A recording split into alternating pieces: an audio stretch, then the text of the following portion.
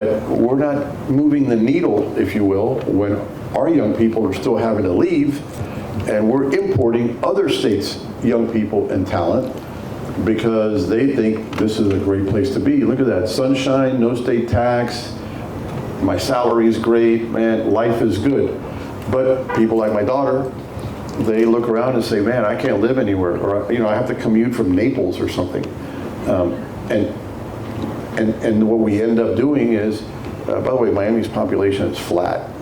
People say, oh, look, we're growing. We're really not. No, we're not. Because we're exporting. Okay? We are exporting people. So all of these high-risers are wonderful, but most of them are part-timers or they're vacation homes.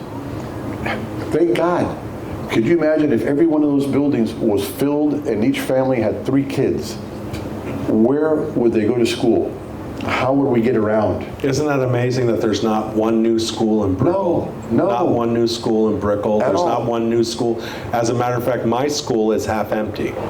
The school down at Morningside Elementary Right. at the end of 66th Street. But private schools have waiting lists because when people get moved here, they want to send their kids, and if you can afford a private school, you will because it's a status. I never went to Gulliver or what's the other school? Ransom. Right. or Miami-Dade. I'm told by many people those schools have waiting lists. I mean, those schools are more expensive than college, but people are willing to pay it because they're coming from out of town and they want the very best for your families.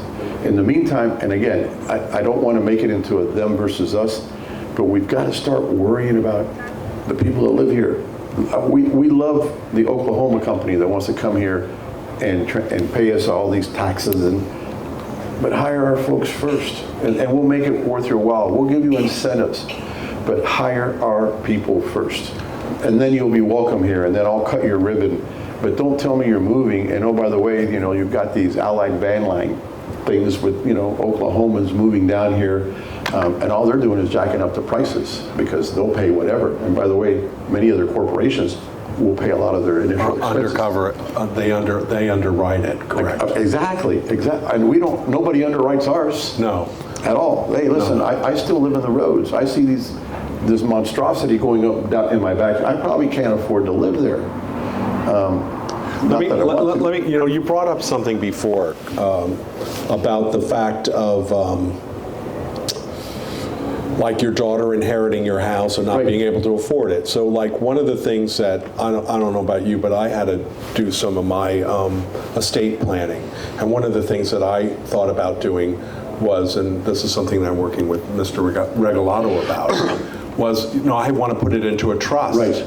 But the only problem is Dade County is the only county in Florida that you can't move your assets into a trust because automatically it increases your taxes. Right, your valuation goes up. Now, if you lived in Broward County, because just to move your property into a trust, you still own it. It's still yours. And if you should sell it, the property will go up and will be then reassessed. Okay, but you and I can do that. You and I are learned individuals, and we can research it. Think about the old couple that lived in Miami. I don't disagree with you, but this is again, sir, the government. Like if you're going to offer people health insurance, then we also have to help them with some of these other things as well. A really great thing was said.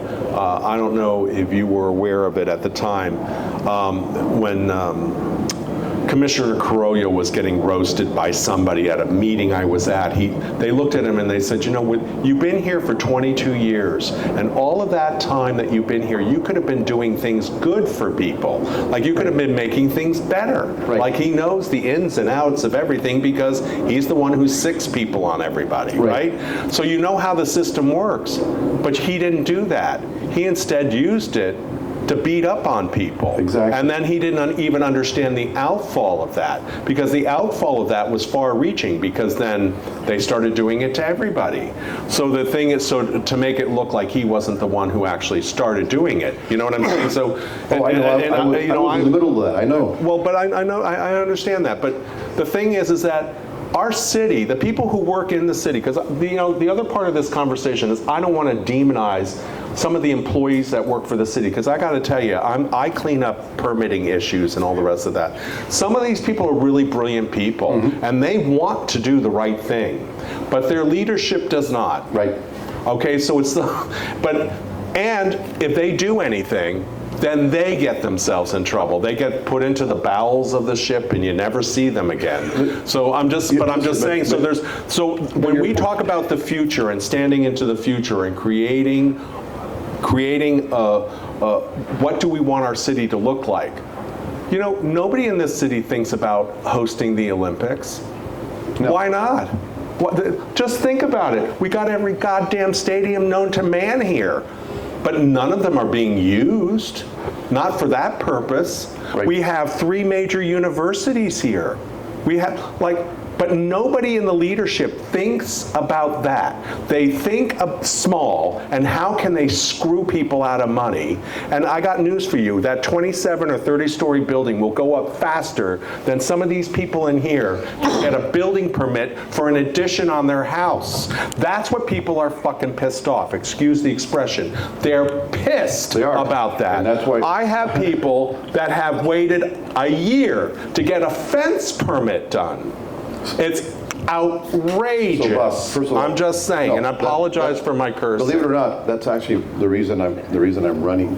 Well, I hope so. For those of you that follow what happened in Miami,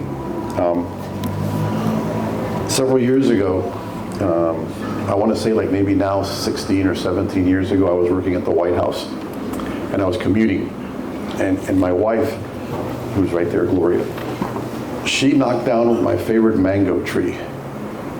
Oh my God, this thing